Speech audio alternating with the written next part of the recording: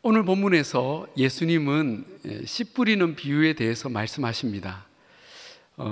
이 비유 여러분도 잘 아시겠지만 이 말씀의 요지가 무엇입니까?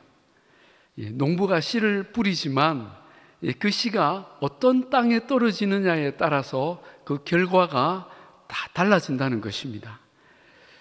길가와 돌밭, 또 가시떨기, 그리고 좋은 땅, 이 네 가지 종류의 밭에 따라서 그 씨의 운명과 성패가 결정이 되는 것입니다. 이 말은 하나님 나라의 씨앗, 말씀이 모든 사람에게 떨어지지만 누구나 똑같은 결과를 얻는 것은 아니라는 것입니다. 문제는 말씀이 아니라 그 말씀을 받는 사람의 마음입니다. 그 말씀에 따라 말씀이 사라지기도 하고, 그 마음에 따라 말씀이 사라지기도 하고, 싹을 내다가 죽기도 하고, 좀 자라다가 멈추기도 합니다. 그리고 어떤 경우에는 30배, 60배, 100배의 열매를 맺기도 합니다. 우리 주님은 여러분 모두의 마음이 정말 좋은 땅이 되기를 원하십니다. 사도행전에 나오는 베레아의 성도들처럼 간절하고 열린 마음으로 말씀을 받으며 그 말씀을 한 번 듣고 흘려버리는 것이 아니라 계속 묵상하고 날마다 상고하여 30배, 60배, 100배의 열매가 맺어지기를 우리 주님이 원하십니다. 사랑하는 여러분, 여러분도 이런 풍성한 열매와 부흥을 얻기를 원하십니까? 예. 그렇다면 우리는 먼저 내 마음이 과연 어떤 땅인지, 그 부흥에 합당한 땅인지 오늘 본문의 말씀으로 진단하는 시간을 가져야 합니다. 혹시 여러분 중에 에이 목사님, 이 말씀은 우리가 주일학교 때부터 너무 많이 들었어요. 예, 이 비유 너무 잘 압니다 하시는 분 계실지 모르겠습니다. 그래서 이 말씀으로 우리 마음 진단하는 것이 그렇게 달가워하지 않을 수도 있습니다. 그러나 여러분, 우리가 나이가 들면 해마다 건강검진을 하잖아요. 그죠? 매년 같은 결과가 나와도 우리는 이 일을 시간 낭비라고 생각하지 않습니다. 오히려 나를 위한 소중한 기회로 여기고 정기적으로 검사를 합니다. 오늘 저와 여러분이 이 말씀으로 우리의 마음을 다시 돌아보고 우리 마음밭을 기경하는 그런 귀한 기회로 삼기를 주님의 이름으로 축복합니다. 아멘. 먼저는 길가와 같은 마음입니다. 3절 하반절부터 씨를 뿌리는 자가 뿌리러 나가서 뿌릴새 더러는 길가에 떨어짐에 새들이 와서 먹어버렸고 라고 말씀합니다. 자, 이 길가는 밭과 밭 사이에 난 좁은 길을 가리킵니다. 그런데 이 길가는 사람들의 잦은 왕래로 아주 단단하게 굳어져 있습니다. 그런데 씨를 뿌리다 보면 아무리 조심해도 이 씨앗들이 길가에 떨어지는 경우들이 있습니다. 이것은 팔레스타인의 그 농사법 때문인데 씨를 힘껏 흩뿌리기 때문에 그렇게 길가에도 떨어지는 거죠. 그런데 중요한 것은 이 길가에는 씨앗이 아무리 떨어져도 곡식이 자라는 경우가 없다는 것입니다. 왜냐하면 곡식이 뿌리를 내리고 자라기에 이 토질이 너무나 단단하기 때문입니다. 그래서 씨앗이 땅속으로 들어가지 못하고 뒹굴다가 사람들이 지나가면서 밟아버리거나 새들이 와서 주워 먹어버리는 것입니다. 이 길가와 같은 마음, 이것은 바로 단단하고 완고한 마음, 교만한 마음을 가리킵니다. 굳어질 대로 굳어져서 아무리 말씀이 뿌려져도 그 마음 표면에서 단 1cm도 들어가지 않는 것이죠. 이런 마음은 어떤 말씀이 떨어져도 은혜 받지 않습니다. 아무리 감동적인 말씀도 단단하게 버티다가 튕겨버립니다.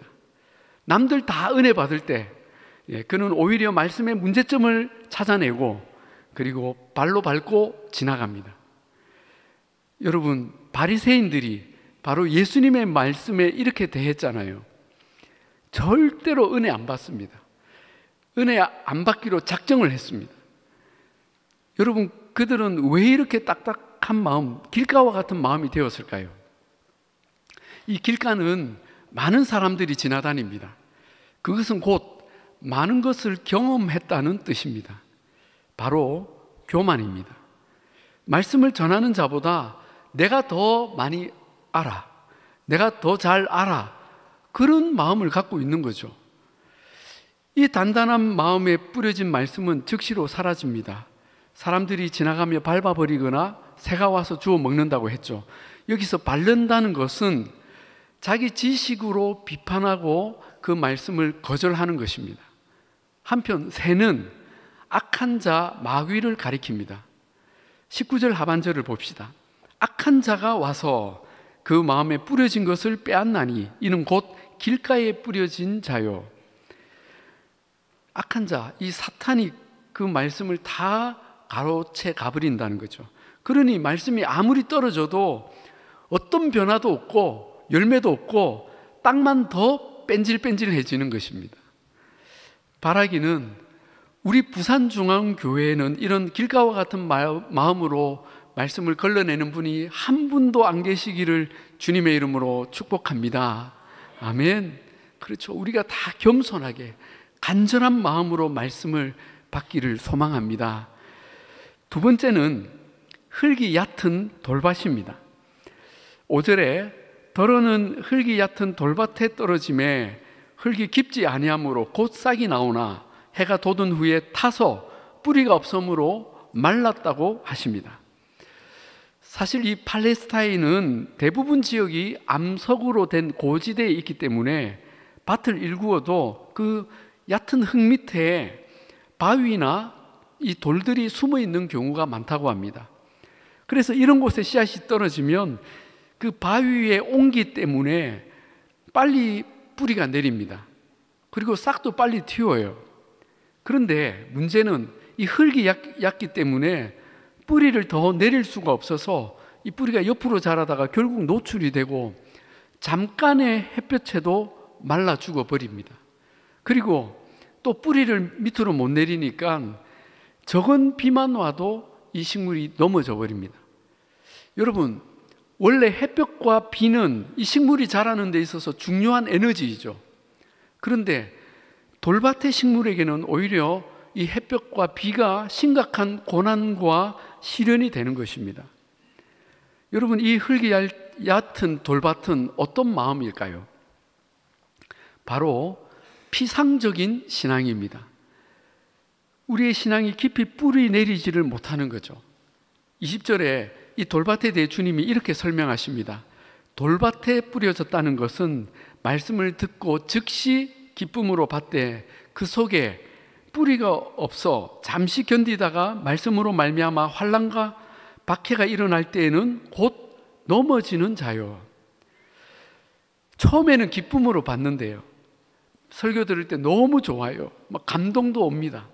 그런데 거기까지입니다. 하루만 지나도 말씀은 희미해지고 내 삶에서 뿌리를 내리지 못하는 것입니다. 말씀이 내 귀를 지나서 내 생각과 마음에 살짝 뿌리를 내리고 더 나가지 못하는 것이죠. 그러다가 어떤 일로 어려움을 만나면 그만 넘어지고 신앙은 위기를 맞습니다. 원래 신앙은 고난의 햇볕과 그리고 눈물의 비를 맞고 자랍니다. 그러나 이 피상적인 신앙, 감성적인 신앙은 고난의 때를 견디지 못하는 것이죠. 그러므로 우리는 말씀이 우리 마음 깊이 뿌리 내리도록 결심하고 노력해야 합니다. 가장 좋은 것은 제자 훈련과 같은 말씀 묵상과 순종의 훈련을 부단히 하는 것입니다. 그저 주일에 듣는 말씀으로 만족하지 않고 제자 훈련, 바이블 칼리지, 목장의 나눔, 또 이번과 같은 세미나를 통해서 한 말씀이나 주제를 깊이 있게 묵상하고 내 삶에 적용하면서 우리 마음의 돌들을 골라내고 기경하는 것입니다. 여러분, 물론 쉽지 않습니다. 그러나 이 과정들을 통해서 이 말씀은 내 것이 되고 내 삶에서 열매를 맺는 것입니다. 그렇게 되면 어느 날 그 고난과 시련이 와도 깊이 뿌리 내린 말씀으로 인해서 우리 믿음은 흔들리지 아니하고 시들지 않고 오히려 그 비와 햇볕을 통해서 더 튼튼하고 건강하게 자라는 것입니다. 여러분, 이런 건강함이 우리 모두에게 있기를 바랍니다. 세 번째는 가시떨기입니다. 7절에 더러는 가시떨기 위에 떨어짐에 가시가 자라서 기운을 막았고, 자, 이 가시떨기는 팔레스타인의 고온 건조한 기후 때문에 어디서나 쉽게 볼 수 있는 관목이라고 합니다. 밭 주변에도 흔하기 때문에 농부가 씨를 뿌릴 때 그 가시떨기에도 자주 이 씨앗이 떨어집니다. 그런데 이곳에 떨어진 씨앗은 처음에는 별 문제가 없습니다. 뿌리도 내리고 싹도 틔우고 밭에 뿌린 씨앗처럼 아주 거의 비슷하게 갑니다. 그러나 얼마 못 가서 이 식물은 가시떨기로 인해 더 이상 자라지를 못합니다. 땅으로는 가시떨기의 양분을 다 빼앗기고 위로는 그 가시떨기의 기운이 막히기 때문입니다. 그러므로 이 가시떨기는 신앙 성장에 있어서 한마디로 큰 장애물이라고 할 수 있습니다. 여러분, 우리 신앙에 있어서 이 장애물이란 어떤 것일까요? 22절에서 예수님은 이 가시떨기에 대해서 설명해 주시는데 바로 세상의 염려와 재물의 유혹이라고 설명해 주십니다. 세상의 염려와 재물의 유혹, 향락과 야망이 우리에게 가시떨기가 되어서 신앙이 못 자라도록 장애물 역할을 하는 것입니다. 말씀을 듣고 제자 훈련도 받고 은혜를 받아도 믿음이 어느 정도만 자라고는 더 이상 성장하지 않는 것입니다. 물론 돌밭처럼 금방 쓰러지거나 말라 죽지는 않아요. 교회를 꾸준히 다니고 어느 정도 봉사도 합니다. 그런데 이 마음밭은 아무리 시간이 지나도 딱 거기까지입니다. 큰 열매가 없는 것입니다. 왜 그런가 연구를 해보니까 하나같이 이 문제에 다 걸려 있는 것입니다. 세상의 염려, 재물의 유혹입니다. 다르게 말하면 세상 사는 문제, 어떻게 먹고 살까? 어떻게 좀 더 잘 살 수 있을까? 어떻게 좀 더 폼나게 살 수 있을까? 이런 고민과 관심들이 우리 신앙의 기운을 막고 있는 견고한 진이라는 것입니다. 여기서 우리는 이 기운을 막았다라는 표현을 주목할 필요가 있습니다. 여러분, 이 기운이 뭘까요? 헬라어로 보면 원문에 푸뉴마라고 되어 있습니다. 푸뉴마, 즉 숨 또는 성령으로 번역이 됩니다. 즉 숨을 막아 질식시킨다는 뜻도 되고 성령을 막았다는 뜻으로도 풀이할 수가 있습니다. 우리는 이 후자의 의미를 더 유의해야 합니다. 즉 성령의 임재와 역사를 막았다는 것입니다. 뭐가요? 재물의 유혹과 이생의 고민이 그렇다는 것이죠. 성령님의 감동과 역사가 있는데도 이 세상의 염려와 재물의 유혹에 막혀서 성령의 역사가 소멸되고 마는 것입니다. 얼마나 안타깝습니까? 사랑하는 여러분, 우리는 이 가시떨기도 뿌리 뽑아서 걷어내야 합니다. 물론 쉽지 않습니다. 손에 상처가 생기고 피가 날 것입니다. 그러더라도 우리는 뿌리 뽑아야 합니다. 사람이 떡으로만 살 것이 아니요 오직 하나님의 입에서 나오는 말씀으로 살리라. 나의 생명과 즐거움은 세상의 물질과 쾌락이 줄 수 없다. 나는 오직 주님의 말씀에 순종함으로 살 것이고 기뻐할 것이다. 이런 확신으로 그 가시떨기들을 처리해야 합니다. 우리가 결단하고 시작할 때 성령님께서 반드시 우리를 도와주실 것입니다. 자, 이제 우리가 마지막 네 번째 좋은 땅을 살필 것인데 그 전에 여기까지 이 세 가지 땅, 길가의 마음, 돌밭의 마음, 가시떨기의 마음에 대해 잠깐 정리를 하고자 합니다. 왜냐하면 오늘 예수님께서 이 말씀을 비유로 하신 이유가 심상치 않기 때문입니다. 여러분, 비유는 양면성이 있습니다. 첫째는 어린아이들도 다 알아들을 수 있는 쉬운 이야기라는 특징이 있습니다. 당시 사람들 치고 이 씨 뿌리는 비유를 이해하지 못할 사람이 없었습니다. 그렇지 하고 다 고개를 끄덕였을 것입니다. 그러나 이 비유의 또 다른 면은 이 비유의 메시지를 모두가 깨닫지를 못한다는 것입니다. 예수님은 이 비유를 마치며 8절 끝에 들을 귀 있는 자는 들을지어다 하고 외치셨습니다. 외치셨어요. 들을 귀 있는 자는 들을지어다. 10절에 제자들이 예수님께 와서 이 비유의 뜻을 물었습니다. 그때 예수님이 이 말씀을 하십니다. 천국의 비밀을 아는 것이 너희에게는 허락이 되었으나 그들에게는 아니 되었나니, 그들에게는 이 비밀을 알도록 허락하지 않으셨다는 것입니다. 이는, 즉 비유는 그들이 보아도 보지 못하고 들어도 깨닫지 못하게 하려 함이라. 여러분, 무슨 말씀입니까? 주님은 지금 은혜 안에 있는 사람과 은혜 바깥에 있는 사람을 구분하고 계십니다. 즉 은혜 안에 있는 사람은 천국의 비밀을 깨달을 귀가 있지만, 은혜 바깥에 있는 사람은 13절 말씀처럼 아무리 보아도 보지 못하고 들어도 듣지 못하며 깨닫지를 못한다는 것입니다. 여러분, 참으로 기가 막히고 두려운 일 아닙니까? 주님께서 말씀의 씨앗을 뿌리지만 길가와 같이 교만한 마음, 돌들이 가득한 피상적인 신앙, 가시떨기처럼 세상 염려와 유혹으로 가득한 마음은 전혀 열매를 못 맺는 안타까운 마음이라는 것입니다. 15절에 설명하기를 마음이 완악하여져서 그 귀는 듣기에 둔하고 눈은 감았다고 말씀하십니다. 그러나 좋은 땅의 마음은 그 말씀을 사모하고 아멘으로 받아서 다 열매를 맺습니다. 12절을 봅시다. 무릇 있는 자는 받아 넉넉하게 되되 무릇 없는 자는 그 있는 것도 빼앗기리라. 여러분, 은혜의 세계에도 부익부 빈익빈이 있습니다. 그러므로 여러분, 우리는 어떻게 해서든지 이 네 번째 좋은 땅의 마음으로 말씀을 받고 뿌리를 내리고 잎사귀와 꽃을 피우고 반드시 열매를 맺기를 바랍니다. 그렇다면 이 네 번째 좋은 땅은 어떤 땅입니까? 8절에 더러는 좋은 땅에 떨어짐에 어떤 것은 100배, 어떤 것은 60배, 어떤 것은 30배의 결실을 하였느니라. 할렐루야. 여러분, 이 좋은 땅은 어떤 마음일까요? 23절에서 주님이 설명해 주십니다. 좋은 땅에 뿌려졌다는 것은 말씀을 듣고 깨닫는 자니, 말씀을 듣고 깨닫는 자. 이것을 누가복음에서는 좀 더 자세히 주님이 풀어주셨는데, 좋은 땅에 있다는 것은 착하고 좋은 마음으로 말씀을 듣고 지키며 인내로 결실하는 자니라. 아멘.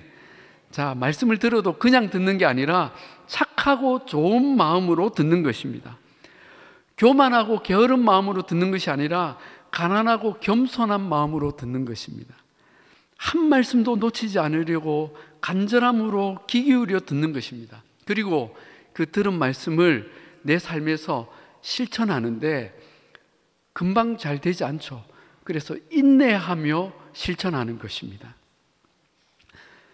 여러분, 우리는 그 말씀을 실천할 때야 비로소 그 말씀을 깨닫게 됩니다.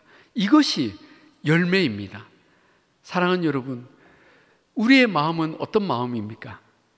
착하고 좋은 마음, 좋은 땅의 마음입니까? 여러분, 그렇다면 정말 기뻐하고 즐거워하십시오. 주님은 여러분을 통해 놀라운 열매를 풍성하게 맺게 하실 것입니다. 그러나 여러분, 이왕이면 더 좋은 땅이 되기를 사모하시기 바랍니다. 예. 여러분, 좋은 땅은 어떻게 만들어지죠? 여러분, 농사해 보신 분들은 잘 아실 것입니다.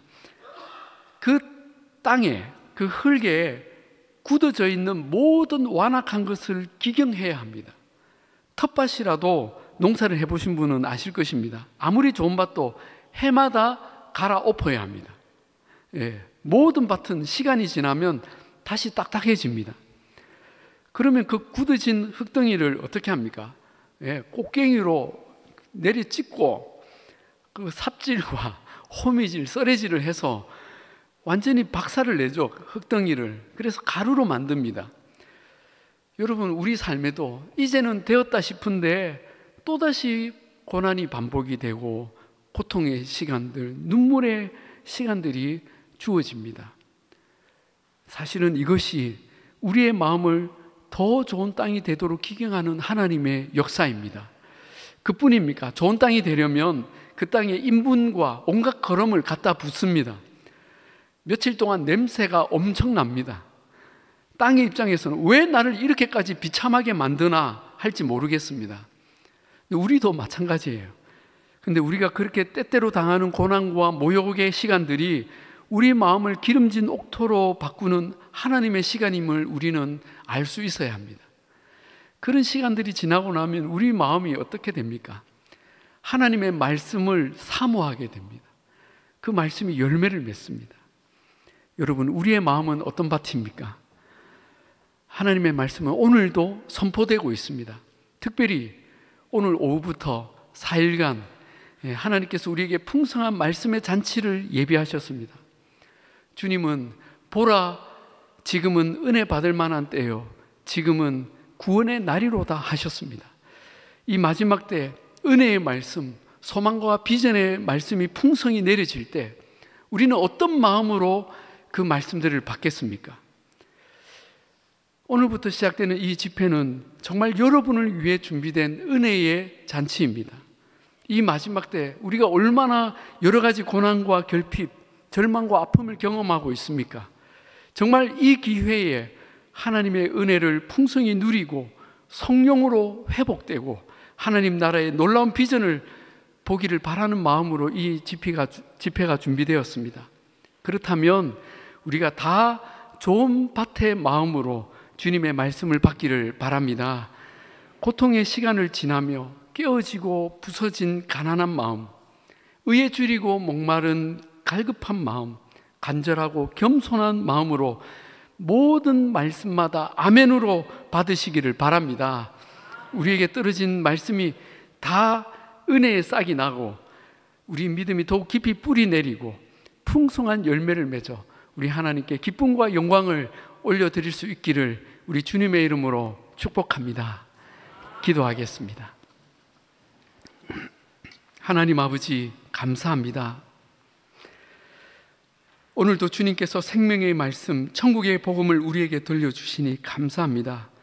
우리가 주님의 말씀을 좋은 땅과 같이 착하고 좋은 마음, 가난하고 겸손한 마음으로 받아서 우리 각자의 마음과 우리 교회 가운데 하나님의 나라가 자라나고 열매를 맺어서 이 땅에 길 잃고 헤매며 낙심한 모든 영혼들이 깃들이는 아름다운 교회가 되게 하여 주옵소서. 감사드리며 우리 주 예수님의 이름으로 기도하옵나이다. 아멘. 오늘 주님이 들려주신 말씀과 은혜들을 생각하며 우리 찬양하며 우리 주님 앞에 나아가겠습니다. 우리 다 같이 일어나서 함께 찬양하십시다. 할렐루야. 우리 들었던 말씀 기억하시면서 여러분의 마음을 담은 결단의 마음을 담아 우리 시간 이 찬양으로 주님 앞에 나가십시다. 우리 함께 박수 치면서 좀 찬양하십시다.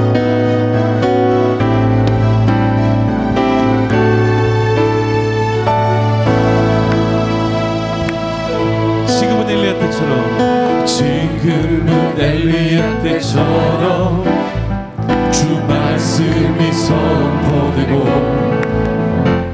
또 주의 종 모세의 때와 같이 언약이 성취되네. 비록 전쟁과 기근과 비판 환난 날이 다가와도 외치는 소리 주의 길을 예비하라. 보라 주님 구름 타시고 나팔 불 때에 다시 오시네. 모두 외치세 이런 은혜의 힘 시온에서 구원 임하네.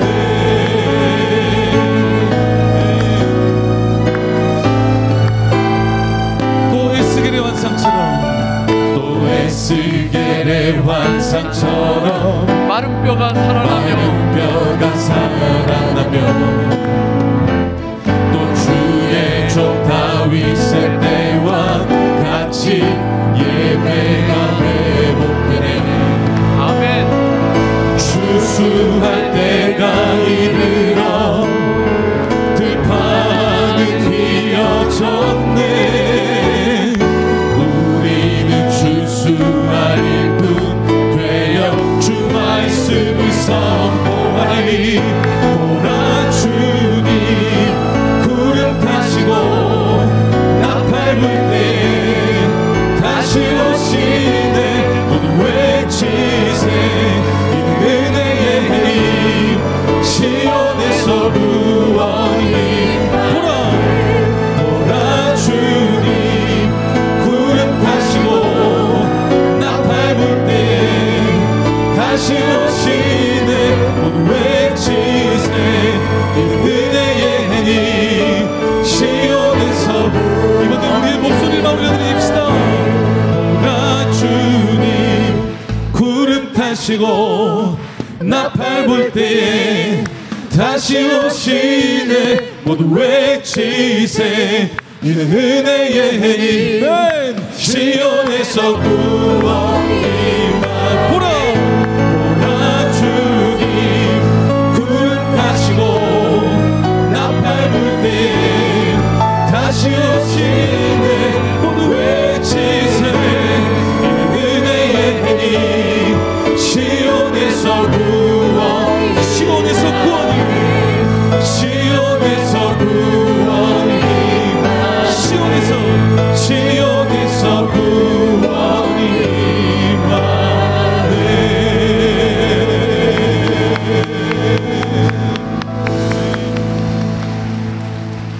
아멘.